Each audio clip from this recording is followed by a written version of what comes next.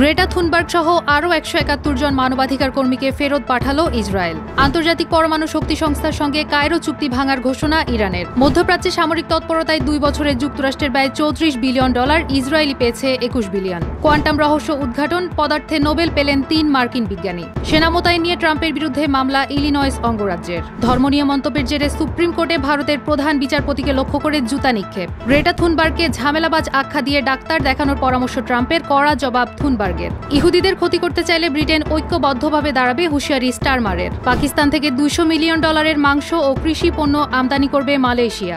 Russia থেকে আরও ৫টি S-400 কিনতে চায় নয়াদিল্লি। বিজেপি নেতাকে পাথর মেরে মাথা ফাটানোর ঘটনায় মোদি মমতার পাল্টাপাল্টি অভিযোগ। পাকিস্তানের টেক্সটাইল খাতে রফতানি বিপর্যয়। স্কারবোরো শোলে চীন যেন সামরিক ঘাঁটি না গড়ে, ফিলিপাইনের হুঁশিয়ারি। ট্রাম্পের সঙ্গে ফোনালাপ, শুল্ক প্রত্যাহারের আহ্বান ব্রাজিলের প্রেসিডেন্টের। ফিলিস্তিনের গাজা অভিমুখী ত্রাণবাহী নৌবহর গ্লোবাল সুমুদ ফ্লোটিলা থেকে আটক আরও ১৭১ জন মানবাধিকার কর্মীকে ফেরত পাঠিয়েছে ইসরায়েল। এদের মধ্যে সুইডিশ জলবায়ু অধিকার কর্মী গ্রেটা থুনবার্গ সহ ১৬১ জনকে গ্রিসে পাঠানো হয়েছে। এই ফেরত পাঠানোয় মোট আটক কর্মীর সংখ্যা ৩৪১ জনে পৌঁছেছে। এদের মধ্যে ২৭ জন গ্রিক এবং ১৩৪ জন অন্যান্য দেশের নাগরিক। এথেন্স বিমানবন্দরে নেমে থুনবার্গ ইসরায়েলি সামরিক আগ্রাসনের কথা উল্লেখ করে জনতার উদ্দেশ্যে বলেন, আমি স্পষ্ট করে বলতে চাই, সেখানে গণহত্যা চলছে। আমাদের সরকারগুলো ফিলিস্তিনিদের সাথে বিশ্বাসঘাতকতা করছে। এদিকে আটক অবস্থায় থুনবার্গের উপর নির্যাতনের অভিযোগ অস্বীকার করেছে ইসরায়েল। ফ্লোটিলাকে পিয়ার স্টান্ট বলে উল্লেখ করেছে দেশটির পররাষ্ট্র মন্ত্রণালয়।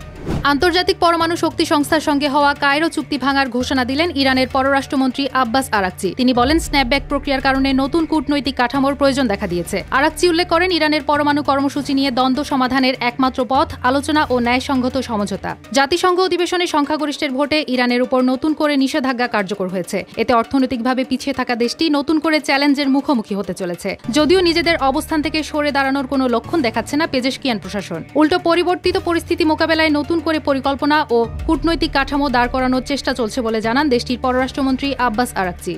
যুক্তরাষ্ট্রের বিপুল সহায়তা ছাড়া ইসরায়েল মধ্যপ্রাচ্যে যুদ্ধ চালিয়ে যেতে পারত না, এমনটা বলা হয়েছে যুক্তরাষ্ট্রের ব্রাউন বিশ্ববিদ্যালয়ের কস্ট অব ওয়ার প্রজেক্টের প্রতিবেদনে। এতে আরও বলা হয়েছে, গত ২ বছরে মধ্যপ্রাচ্যের সামরিক তৎপরতা ও ইসরায়েলকে সহায়তায় যুক্তরাষ্ট্রের ব্যয় দাঁড়িয়েছে প্রায় $৩৪ বিলিয়ন। এর মধ্যে ২০২৩ সালের অক্টোবর থেকে ইসরায়েলকে ওয়াশিংটন দিয়েছে $২১ বিলিয়ন বেশি সহায়তা। বিশ্লেষকদের মতে, এই অর্থ ও অস্ত্র না পেলে গাজা, ইরান বা ইয়েমেনে যুদ্ধ সম্ভব হতো না। প্রতিবেদনে বলা হয়, যুক্তরাষ্ট্রের সামরিক ও কূটনৈতিক সমর্থন ইসরায়েলকে যুদ্ধ চালাতে সাহস জুগিয়েছে। সমালোচকরা বলছেন, আমেরিকান করদাতাদের অর্থ অন্যায় যুদ্ধে ব্যয় হচ্ছে, যা ভবিষ্যতে মার্কিন রাজনীতিতেও বড় প্রভাব ফেলতে পারে। এবছর পদার্থবিজ্ঞানে নোবেল পেয়েছেন যুক্তরাষ্ট্রের ক্যালিফোর্নিয়া বিশ্ববিদ্যালয়ের ৩ গবেষক John Clarke, Michel H Devoret ও জন এম মার্টিনিস। সম্প্রতি স্টকহোমে Royal Swedish Academy of Sciences ঘোষণা করে জানায়, বৈদ্যুতিক সার্কিটে ম্যাক্রোস্কোপিক কোয়ান্টাম মেকানিক্যাল টানেলিং ও এনার্জি কোয়ান্টাইজেশনের যুগান্তকারী আবিষ্কারের জন্য তাদের পুরস্কৃত করা হয়েছে। এই গবেষণা কোয়ান্টাম কম্পিউটার সহ ভবিষ্যৎ প্রযুক্তিতে গুরুত্বপূর্ণ ভূমিকা রাখবে। ৩ জনই সমান ভাগে পাবেন ১,১০,০০,০০০ সুইডিশ ক্রোনা, যা প্রায় ১৪,২০,০০,০০০ টাকা। নোবেল পুরস্কারের ঘোষণা পর্ব চলবে ১৩ অক্টোবর পর্যন্ত, যার শেষ দিনে অর্থনীতিতে বিজয়ীর নাম ঘোষণা করা হবে।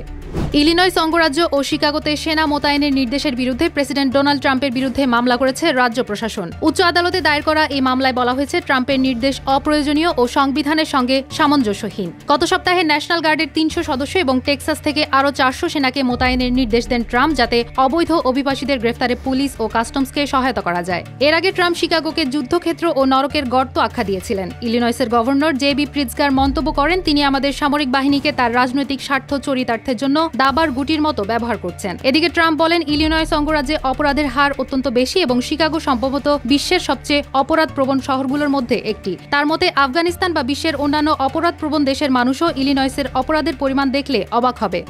ভারতের মধ্যপ্রদেশের একটি মন্দিরে ভগবান বিষ্ণুর মূর্তি পুনঃস্থাপনের আবেদন খারিজের সময় প্রধান বিচারপতি বি.আর. গাভাইয়ের মন্তব্যে হিন্দু ধর্মকে উপহাস করা হয়েছে বলে অভিযোগ ওঠে। এর জেরে আইনজীবী রাকেশ কিশোর দিল্লির আদালতে বিচারপতির দিকে জুতা নিক্ষেপ করেন। আদালতে উপস্থিত আইনজীবীরা জানান, জুতাটি প্রধান বিচারপতি ও অন্য বিচারপতির গা ঘেঁষে পেছনে গিয়ে পড়ে। এ সময় রাকেশ চিৎকার করে বলেন, সনাতন ধর্মের অপমান ভারত সহ্য করবে না। পরবর্তীতে তার আইনজীবী লাইসেন্স স্থগিত করা হয়। রাকেশ জানান, গত মাসে মধ্যপ্রদেশের একটি মন্দিরে ভগবান বিষ্ণুর ৭ ফুট লম্বা একটি মূর্তি পুনঃস্থাপনের আবেদন খারিজ করে দেওয়ার সময় প্রধান বিচারপতি বলেছিলেন, এটি পুরোপুরি প্রচারের স্বার্থে করা মামলা। যান এবং দেবতাকে নিজেই কিছু করতে বলুন। এ ঘটনার তীব্র নিন্দা জানিয়ে প্রধানমন্ত্রী নরেন্দ্র মোদী বলেন, সমাজে এ ধরনের কাজের কোনো স্থান নেই।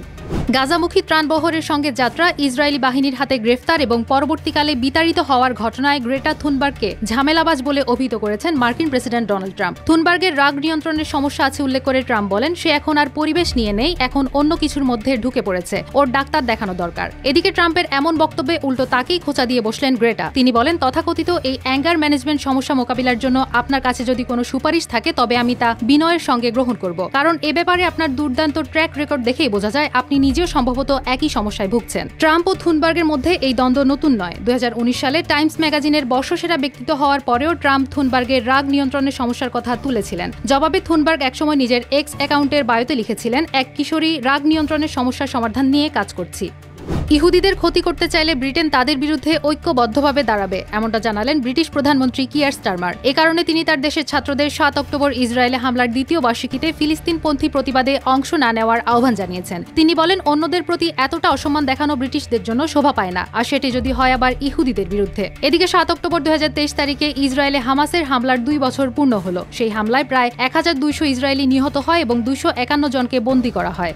পাকিস্তান থেকে 200 মিলিয়ন মার্কিন ডলার মূল্যের মাংস ও কৃষি পণ্য আমদানি করবে মালয়েশিয়া। পুত্রজায়ায় পাকিস্তানের প্রধানমন্ত্রী শেহবাজ শরীফের সঙ্গে যৌথ সংবাদ সম্মেলনে এ ঘোষণা দেন মালয়েশিয়ার প্রধানমন্ত্রী আনোয়ার ইব্রাহিম। সংবাদ সম্মেলনে আনোয়ার ইব্রাহিম বলেন, পাকিস্তানের পক্ষ থেকে প্রতিযোগিতামূলক মূল্য নিশ্চিত করার আশ্বাস দেওয়ায় গরুর মাংস সহ অন্যান্য কৃষি পণ্য আমদানি করতে প্রস্তুত মালয়েশিয়া। তিনি আরও বলেন, বর্তমান ভূ রাজনৈতিক অনিশ্চয়তার মধ্যে প্রতিরক্ষা, কৃষি ও নবায়নযোগ্য শক্তির মতো কৌশলগত ক্ষেত্রগুলোতে সহযোগিতা বাড়ানো আরও প্রয়োজন। পাকিস্তানের সঙ্গে চাল আমদানি ও পাম তেল রফতানি বাড়াতে আগ্রহী মালয়েশিয়া। অন্যদিকে বিজ্ঞান প্রযুক্তি, উদ্ভাবন, ডিজিটাল ও কারিগরি শিক্ষায় উন্নত সহযোগিতা চেয়েছেন শেহবাজ শরীফ। ভারত তার আকাশ প্রতিরক্ষা ব্যবস্থাকে আরও শক্তিশালী করতে আবারও নজর দিচ্ছে রুশ প্রযুক্তির দিকে। দেশটি রাশিয়া থেকে আরও 5টি S-400 সার্ফেস টু এয়ার ক্ষেপণাস্ত্র ব্যবস্থা কেনার পরিকল্পনা করেছে। চলতি সপ্তাহে ভারতের প্রতিরক্ষা মন্ত্রণালয়ের কর্মকর্তারা মস্কোর প্রতিনিধিদের সঙ্গে বৈঠকে বসবেন নতুন চুক্তি এবং যৌথ উৎপাদনের সম্ভাবনা নিয়ে আলোচনা করতে। নতুন ক্রয়ের মাধ্যমে শুধু বিমান প্রতিরক্ষা শক্তি বৃদ্ধি নয়, দেশীয় প্রতিরক্ষা শিল্পও সক্রিয় করা হবে। 2018 সালের চুক্তির আওতায় রাশিয়া থেকে ইতিমধ্যে 3টি সিস্টেম এসেছে। এছাড়া RVV-BD মিসাইল কেনার পরিকল্পনা চলছে, যা ভারতের সুখোই 30 যুদ্ধ বিমানের সক্ষমতা বাড়াবে। বিশ্লেষকদের মতে এই পদক্ষেপ রাশিয়ার সঙ্গে ভারতের কৌশলগত সম্পর্ক বজায় রাখার পাশাপাশি স্থানীয় উৎপাদন ক্ষমতা বাড়ানোর পথও খুলে দিতে পারে। বৃষ্টি, বন্যা ও ধসে বিধ্বস্ত ভারতের জলপাইগুড়ির নাগরাকাটার পরিস্থিতি দেখতে গিয়ে হামলার শিকার হয়েছেন বিজেপির 2 বিধায়ক খগেন মুর্মু ও শঙ্কর ঘোষ। গাড়ি ভাঙচুর ও শঙ্কর ঘোষের উপর আক্রমণের পাশাপাশি পাথর মেরে খগেন মুর্মুর মাথা ফাটিয়ে দেওয়া হয়েছে। এ নিয়ে পাল্টাপাল্টি অভিযোগ ছড়াছড়ি শুরু হয়েছে ভারতের প্রধানমন্ত্রী নরেন্দ্র মোদী ও পশ্চিমবঙ্গের মুখ্যমন্ত্রী মমতা বন্দ্যোপাধ্যায়ের মাঝে। এ ঘটনায় নরেন্দ্র মোদী এক্সে বলেন, যেভাবে আমাদের দলের সহকর্মীরা মানুষের সেবা করতে গিয়ে আক্রান্ত হয়েছেন তা অত্যন্ত নিন্দনীয়। এটি তৃণমূল কংগ্রেসের অসংবেদনশীলতা এবং রাজ্যের আইনশৃঙ্খলার করুণ রূপের স্পষ্ট প্রতিফলন। এর পাল্টা প্রতিক্রিয়ায় মমতা বন্দ্যোপাধ্যায় সামাজিক যোগাযোগ মাধ্যমে বলেন, এটি দুর্ভাগ্যজনক এবং গভীরভাবে উদ্বেগজনক যে ভারতের প্রধানমন্ত্রী যথাযথ তদন্তের অপেক্ষা না করেই একটি প্রাকৃতিক দুর্যোগের রাজনীতিকরণের সিদ্ধান্ত নিয়েছেন, বিশেষ করে যখন উত্তরবঙ্গের মানুষ ভয়াবহ বন্যা ও ভূমিধস পরবর্তী পরিস্থিতির সঙ্গে লড়াই করছেন। পাকিস্তানের টেক্সটাইল খাতে ধস নেমে শুরু হয়েছে ভয়াবহ রফতানি বিপর্যয়। বছরের পর বছর অদূরদর্শী নীতির ফল এখন স্পষ্ট, যেখানে শিল্পের অদক্ষতা টিকিয়ে রাখতে ভর্তুকি দেওয়া হয়েছে কিন্তু বৈশ্বিক প্রতিযোগিতা বাড়ানোর কোনো পদক্ষেপ নেওয়া হয়নি। দেশটির গুল আহমেদ টেক্সটাইল মিলস ক্রমাগত লোকসান, ব্যয় বৃদ্ধি ও আঞ্চলিক প্রতিযোগিতার কারণে তাদের পোশাক রফতানি বিভাগ বন্ধের ঘোষণা দিয়েছে। Federation of Pakistan chambers of commerce বলছে, দেশের অদক্ষ লজিস্টিক খাত রফতানিকে শ্বাসরুদ্ধ করছে। দেশে পণ্য পরিবহনে জিডিপির 15.6% ব্যয় হয়, যা উন্নত দেশগুলোর তুলনায় প্রায় দ্বিগুণ। ফলে রফতানি পণ্য বৈশ্বিক বাজারে পৌঁছানোর আগেই প্রতিযোগিতা হারায়। ফলে ভারত, বাংলাদেশ ও ভিয়েতনামের মতো প্রতিদ্বন্দ্বীদের সঙ্গে প্রতিযোগিতায় পিছিয়ে পড়ছে পাকিস্তান।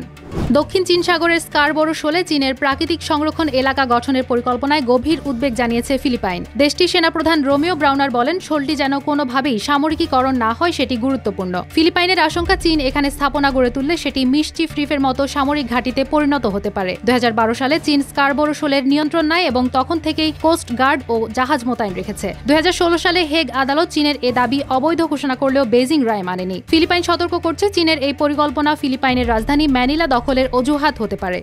প্রেসিডেন্ট ডোনাল্ড ট্রাম্পকে ব্রাজিলের উপর আরোপিত শুল্ক ও নিষেধাজ্ঞা প্রত্যাহারের আহ্বান জানিয়েছেন দেশটির president Luiz Inacio Lula da Silva. সম্প্রতি দুই নেতার প্রথম ফোনালাপে এই বিষয়ে আলোচনা হয়। লুলা আসিয়ান সম্মেলনে মুখোমুখি বৈঠকের প্রস্তাব দেন। ট্রাম্প সামাজিক যোগাযোগ মাধ্যমে জানান, কথোপকথনটি ছিল ইতিবাচক। ব্রাজিল সম্প্রতি 50% শুল্কে ক্ষতিগ্রস্ত হলেও এখন সম্পর্ক পুনর্গঠনে আশাবাদী। ট্রাম্পের শুল্কে গরুর মাংস, কফি ও চিনি রফতানি কমেছে 20%। তবে চীন, ভারত ও ল্যাটিন আমেরিকার দেশগুলোতে রফতানি বাড়ছে। লুলা আশা করছেন এই সংলাপ দুই দেশের অর্থনৈতিক সম্পর্কে নতুন মাত্রা আনবে।